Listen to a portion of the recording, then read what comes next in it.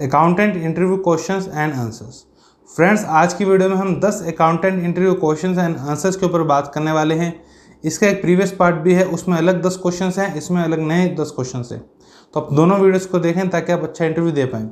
तो आइए फ्रेंड्स, शुरू करते हैं इस वीडियो को। मेरा नाम है विनीत मैनी और आप देख रहे हैं ONS स्टडी सर्कल।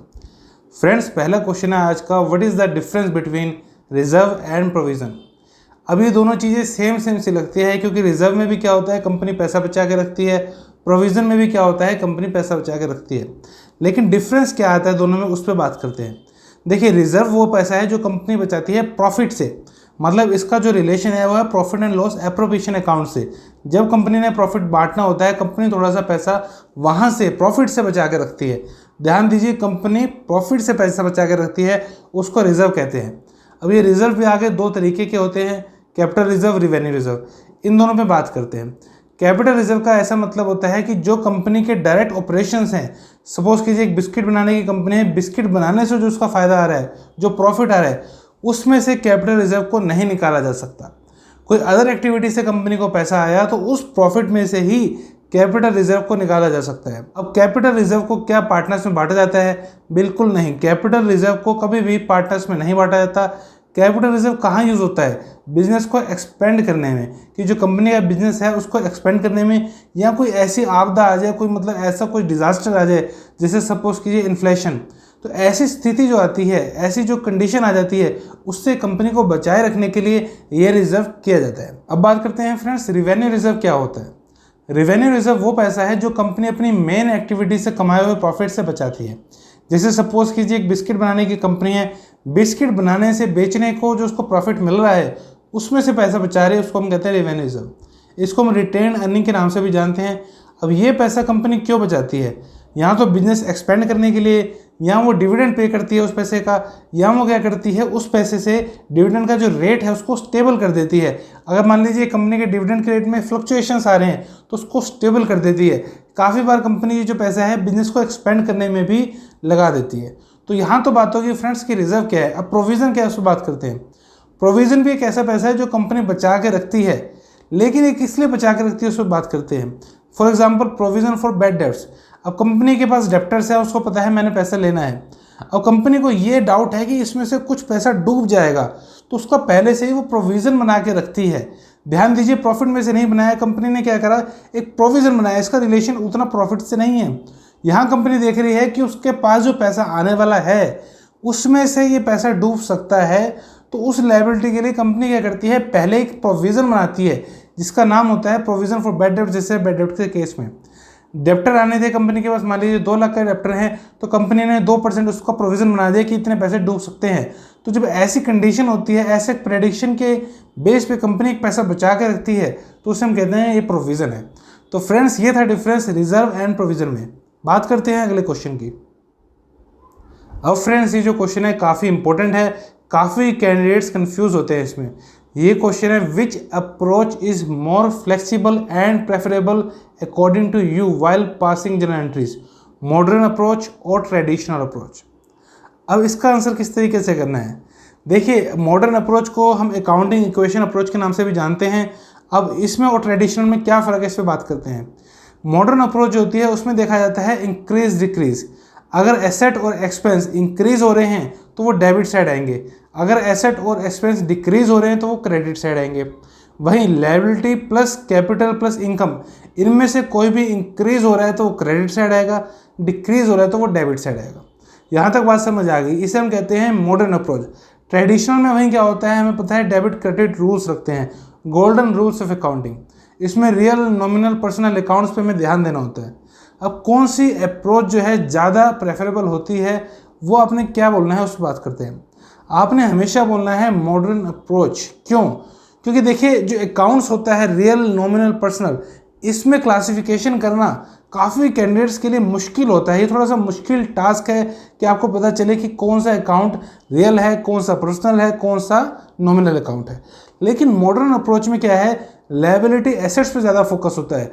तो ये चीज़ें जल्दी समझ आती है कि एसेट है या लायबिलिटी, ये आप जल्दी समझ सकते हैं। लेकिन ये अकाउंट क्या है, फिर आगे उसमें गोल्डन रूल क्या लगेगा, ये थोड़ा सा एक टिपिकल टास्क बन जाता है, क्योंकि काफ़ी बार जनरल एंट्रीज होती हैं बहुत टफ होती है। इवन प्रोफेशनल भी डिसाइड नहीं कर पाते कि कौन सी एंट्री कैसे पास करनी है। काफ़ी बार ट्रेडिशनल अप्रोच की हम बात करें, इसलिए हमेशा बोलें कि मॉडर्न अप्रोच जो है वो इजी है और ज़्यादा अच्छी है, ज़्यादा प्रेफरेबल है।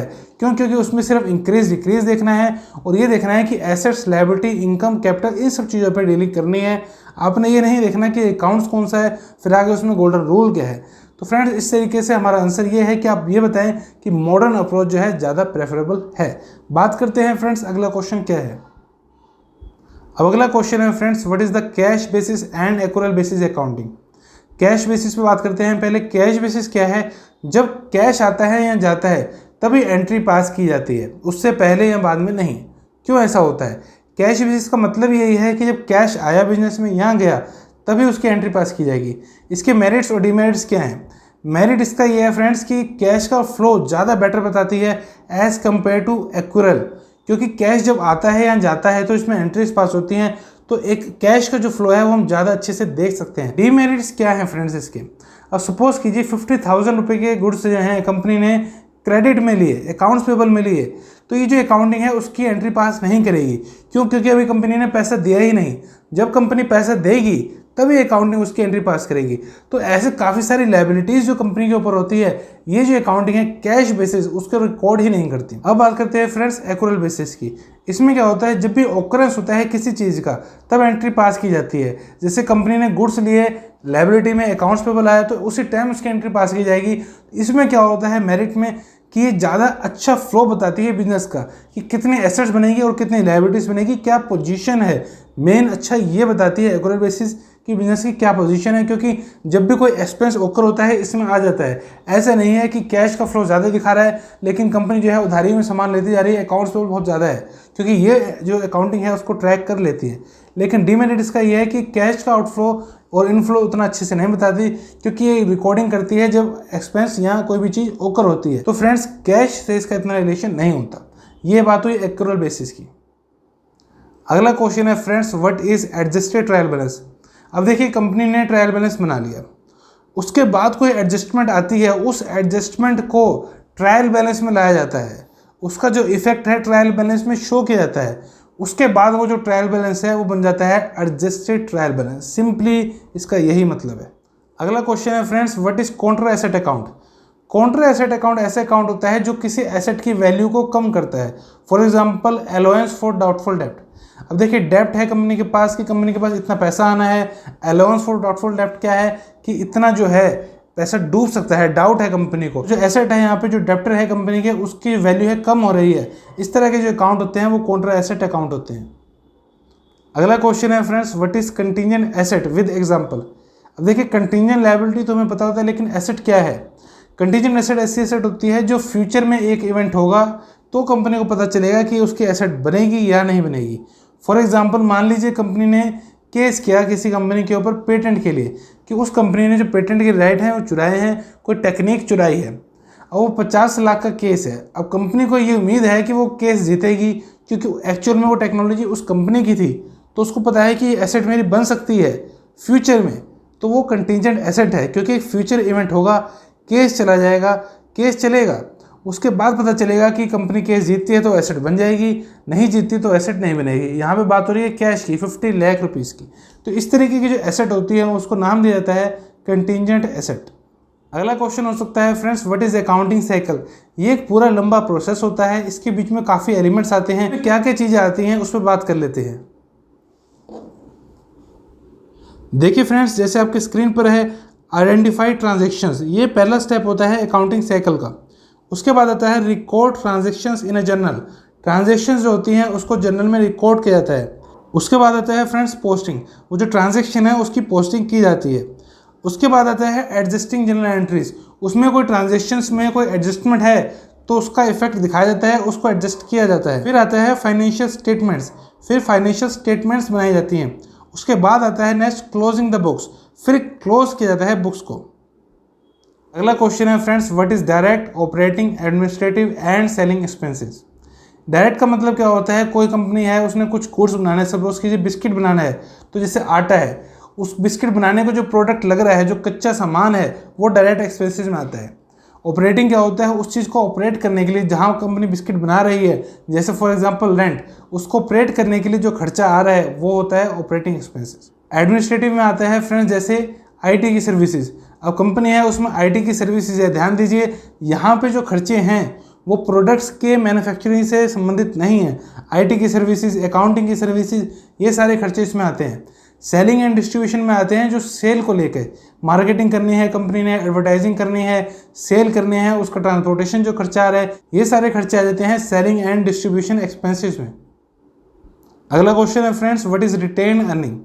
जैसे मैंने पहले बात करी थी कि जो रिवेन्यू होता है, रिजर्व, उसको रिटेन अर्निंग भी कहा जाता है, लेकिन काफ़ी बार इंटरव्यूअर सिर्फ यही पूछ लेता है रिटेन अर्निंग क्या है। तो आप ये बता सकते हैं रिवेन्यू रिजर्व को भी कहते हैं रिटेन अर्निंग।